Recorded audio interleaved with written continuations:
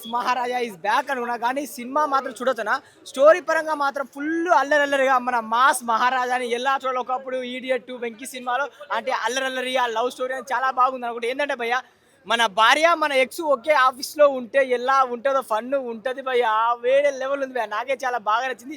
మెయిన్గా మన రవితేజ అన్న టైమింగ్ అదిరిపోయిందని ఆ కామెడీ టైమింగ్ అయినా అంటే ఆ స్టైల్ మళ్ళీ నేను చూసి అనిపించింది. కానీ కొంచెం స్టోరీ పరంగా కొంచెం ఇంకా జాగ్రత్త తీసుకుంటే అనిపించింది. రొటీన్ స్టోరీ అంత ఏం లేదు, రొటీన్ స్టోరీ. కానీ పండగ మాత్రం ఎంజాయ్ చేయాలి నవ్వుకోవాలంటే సినిమాకి రావచ్చు. అండ్ ఇద్దరు హీరోలతో డ్యాన్స్ ఉంటుందన్న అబ్బా మన అసలు వామ్మో వాయ్యో అనలేదు. అంటే ఆ సాంగ్స్కి ఇద్దరు హీరోయిన్ మన మాస్ మహారాజా అసలు ఆ బీజిఎం అదిరిపోయింది. నాకే చాలా బాగా నచ్చింది. కానీ ఒకటి ఏంటంటే డైరెక్టర్ గారు కొంచెం అంటే స్టోరీని లెంత్ చేయకుండా షార్ట్ కట్లు చేసి అంటే ఇంకా బాగా తీయొచ్చు కదా సినిమా అనిపించింది. అదే చూసినట్టు చూసి అంటే ఎక్స్పెక్ట్ చేయం అంటే ఎక్స్పెక్ట్ మనం వేరే లెవెల్లో పెట్టుకున్నాం, అది కొంచెం మిస్ అయినట్టు అనిపించింది. కానీ రవితేజ సినిమాకి మాత్రం అన్నకి ఇది బ్యాక్ సినిమా. అంటే ఆయన టైమింగ్, ఆయన ఎంటర్టైన్మెంట్, ఆయన డ్యాన్స్ ఆ టైమింగ్ మాత్రం అదిరిపోయింది. అన్న ఇంకా జాగ్రత్తగా చూసుకుంటే బాగుండు. సినిమా మాత్రం బాగుంది, ఫుల్ ఆఫ్ ఎంటర్టైన్మెంట్. ఎంజాయ్ చేయాలంటే సినిమాకి రండి చూడొచ్చు. కానీ స్టోరీ పరంగా మిస్ అయింది. డైరెక్టర్ గారు చూసుకోండి సార్, ఎందుకంటే మా మాస్ మహారాజా నాకు ఎనర్జీ వస్తలేదు.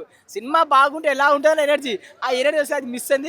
కానీ సినిమా మాత్రం ఓవరాల్ గా ఫన్ అన్న. ఇద్దరు హీరోలు నాకు డింపుల్ అయితే ఎక్కువ ఉంది. డింపుల్ అయితే మరి ఇద్దరు సేమే ఉన్నది. కానీ ఆసిక అండ్ వాళ్ళిద్దరు యాక్టింగ్ మాత్రం అదిరిపోయిందని ఇచ్చినట్టు.